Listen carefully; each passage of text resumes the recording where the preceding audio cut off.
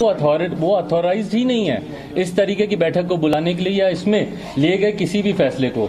Party के constitution के आधार पर चलना जरूरी है, अनिवार्य है। जैसा मैंने कहा कि उन्होंने अपनी जानकारी के हिसाब से लोकसभा अध्यक्ष ओम बिरला जी को भी उन्होंने एक पत्र लिख दिया, बट पार्टी का कॉन्स्टिट्यूशन, लोक जनशक्ति पार्टी का संविधान क्या कहता है उसी के अनुसार, उसी के अनुरूप आप निर्णय लेंगे ना, उससे अलग हटके आप निर्णय नहीं ले सकते। आपने जो है कि आपको थोड़ा समय ज्यादा लग गया सामने आने में, भाई थोड़ी सी उसके लिए मैं क्षमा चाहूंगा। मेरी शारीरिक परिस्थिति के लिए मैं चाहूंगा कि आप उसमें थोड़ा सा मेरा साथ दें। मैं अभी भी बहुत ज्यादा बोल पाऊं, आपको भी शायद कहीं ना कहीं एहसास होगा, नहीं तो मैं अभी एक बार शुरू करता हूं तो थोड़ा ज्यादा बोल जाता हूं, पर अभी भी उतनी हिम्मत नहीं आ पा रही है, तो वो एक कारण जरूर है। आपने पूरी जो कहा कि जेडीयू की तोड़फोड़ कर रहा है, इस बार देखा जा रहा है कि बीजेपी का भी शायद एक किसी तरह से छोटा हाथ है। आपको क्या लगता है कि मतलब जिस पार्टी को आपने पूरा अगर देखा जाए तो नीतीश कुमार के खिलाफ बड़े खड़े किए, वही आपको धोखा दे रहा है, और एक पार्टी जो वंशवाद के खिलाफ है, क्या उस पर विश्वास करना? देखिए, जब सबसे ज्यादा मैं बाकियों का तो मुझे नहीं पता, बट हाँ, जनता दल यूनाइटेड का मैं जरूर बोलूंगा, उनका हाथ जरूर है। और सबसे बड़ी बात, पहले तो ये मेरा इंटरनल मैटर है, ये मेरी पार्टी का मैटर है। जब आपको अपने ही धोखा देते तो फिर आप बाहर वालों पे आप क्या उंगली उठाएं? तो पहले मुझे इंटरनली इन चीज़ों को समझना ज़रूरी है, किसका हाथ है, बाहर से कौन कर रहा है, नहीं कर रहा है, ये बात की बात है। बट हाँ, इतना ज़रूर मैं बोलूँगा कि जनता दल यूनाइटेड के नेताओं ने जिस तरीके से भूमिका निभाई, और जैसा मैंने पहले भी कहा कि एक परंपरा रही है बांटो और शासन करो की, डिवाइड करते हैं, दलित महादलित करने का प्रयास किया, आज भी पार्टी में निरंतर, और अभी से नहीं, एक लंबे समय से कई बार मैंने कई विभिन्न चैनलों पे पहले भी मैंने देखा कि इस तरीके की बातें आती थी कि भाई पार्टी में टूट हो रही है, ये हो रहा वो हो रहा, तो ये प्रयास एक लंबे समय से चलता रहा है। आपने पत्र में भी जिक्र किया स्वाति पटेल का, और स्वाति पटेल ने हिंदुस्तान पर यह कहा कि प्रिंस के ऊपर एवं शोषण का आरोप है, और ये सब आपकी जानकारी में था, क्या सच है सर?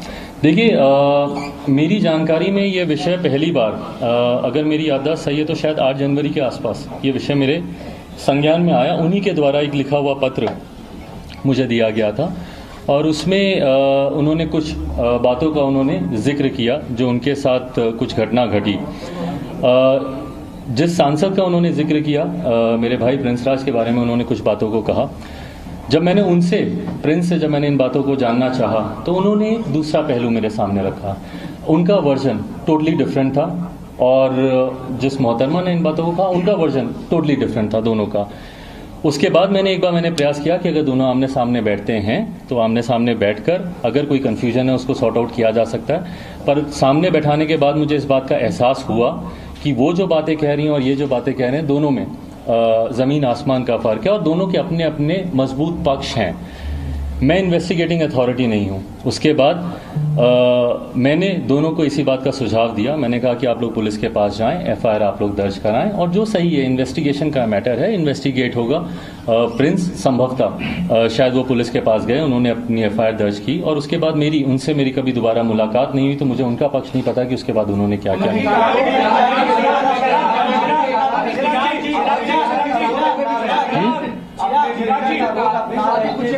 स्वाति के बीच में क्या चीज? मीडिएटर का रोल अपना रहे थे। नहीं, मैं कोई मीडिएटर, मैं कोई मीडिएटर की भूमिका निभाने के लिए मैं ऑथराइज ही नहीं हूँ। मेरे पास एक शिकायत आई, वो शिकायत मेरे पार्टी के एक सांसद के बारे में थी।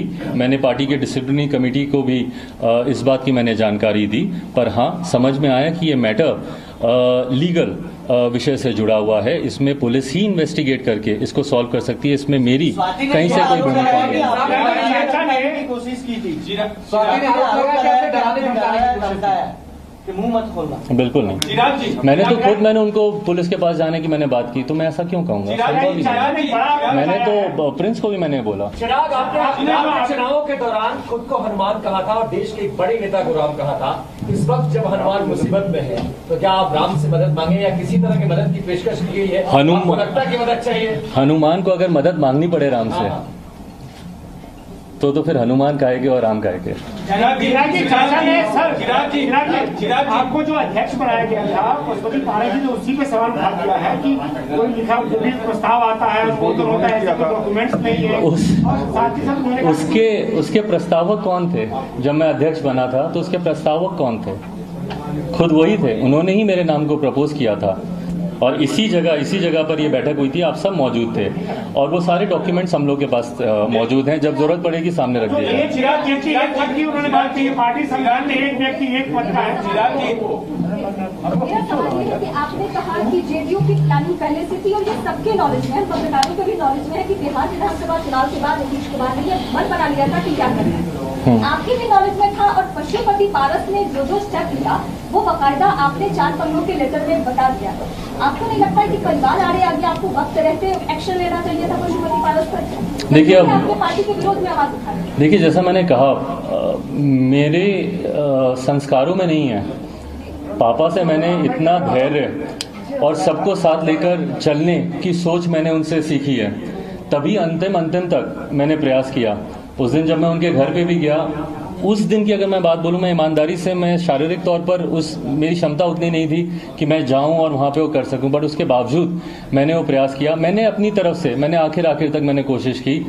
जो आप कदम उठाने की बात कर रही हैं, जैसा मैंने कहा कि चुनाव के दौरान से ही कहीं ना कहीं आभास था, तो पार्टी के इन सांसदों के ऊपर शायद सस्पेंशन की कार्रवाई बहुत पहले हम लोगों को कर देनी चाहिए थी, पर मैंने अपनी तरफ से मैंने पूरी कोशिश की। जब तक इन लोगों ने सामने से, मैं सही बोलूं, मैं एक व्यक्तिगत बात मैं जरूर बोलूंगा, मेरे पापा का निधन हो गया, पापा अब नहीं है, मेरे छोटे चाचा का भी निधन हो गया।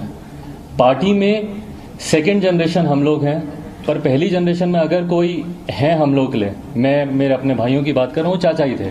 पापा के बाद में उनमें पापा की छवि देखता था और मुझे विश्वास था कि शायद वो मार्गदर्शन करेंगे, जैसे पापा हम लोग को साथ लेकर चलें, वो भी लेकर चलेंगे। मैं अनाथ शायद उस दिन नहीं हुआ था जब पापा का निधन हुआ, शायद अब हुआ जब इन्होंने भी मेरा साथ छोड़ा। चिराग जी, क्या नीतीश कुमार को सीधे आप जिम्मेदार मानते हैं आपकी पार्टी में फूट के लिए? और दूसरा सवाल ये है कि बीजेपी के नेताओं को पूरी तरह से क्लीन चिट देते हैं जो आपकी पार्टी के अंदर हुआ, क्योंकि आप एक तरफ कह रहे हैं कि ये पार्टी का अंदरूनी मामला है, लेकिन दूसरी तरफ तो आप जेडीयू के नेताओं को जिम्मेदार ठहरा नीतीश कुमार। मैं एक बात मैं स्पष्ट कर दूं, जब आप बोलते हैं नीतीश कुमार जी को आप सीधे जिम्मेदार, कहीं ना उसमें मेरे पक्ष को कमजोर आंका जाता है। मैंने चुनाव में भी इस बात को हमेशा कहा कि मेरा नीतीश कुमार जी से कोई व्यक्तिगत विरोध नहीं है, मैं उनके मुद्दों का विरोध करता हूं, मैं उनकी नीतियों का मैं विरोध करता हूं। आज भी मैं इस बात को मैं कैसे बोलूं कि उनकी सीधी भूमिका है, बट हाँ, जिन नेताओं की सीधी भूमिका है वो उन्हीं के पार्टी के लोग हैं, तो उसमें प्रत्यक्ष या अप्रत्यक्ष रूप से अगर आपकी भूमिका है तो कहीं ना कहीं जिम्मेदारी आपकी बनती है, और वो उस पार्टी के मुख्यमंत्री हैं। तो इसीलिए, और जहां तक रही बात किसी को क्लीन चिट देने की, मैंने कहा मैं तो फिलहाल अभी इंटरनली इन बातों को मैं सुलझा रहा हूं। लोक जनशक्ति पार्टी का ये इंटरनल मैटर है, मैं इंटरनली इसको मैं सुलझा रहा हूं। आने वाले समय में अगर किसी से बात करने की जरूरत पड़ेगी, किसी प्लेटफॉर्म पे इन बातों को डिस्कस करने की जरूरत पड़ेगी, तो उसको भी किया जाएगा। स्वाति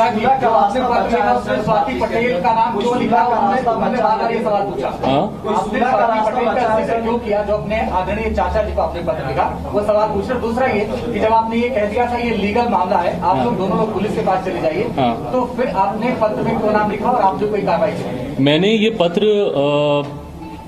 शायद 29 मार्च को मैंने ये पत्र लिखा था, होली के दिन मैंने पत्र लिखा था। इस पत्र को लिखते वक्त इस पत्र को कभी सार्वजनिक किया जाएगा ये मेरी मंशा कभी नहीं थी। कल भी जब मैंने इस पत्र को अपने ट्विटर हैंडल से जब मैंने इसको अपलोड किया, उसमें मेरी इंटेंशन इनके बारे में या इनके विषय को साझा करने की नहीं थी। ये एक संजोग ऐसा था कि पूरे उस 4 पन्ने के पत्र में एक विषय ऐसा आया, एक पैराग्राफ ऐसा आया जहां पे इनके उस घटना चक्र का भी जिक्र था।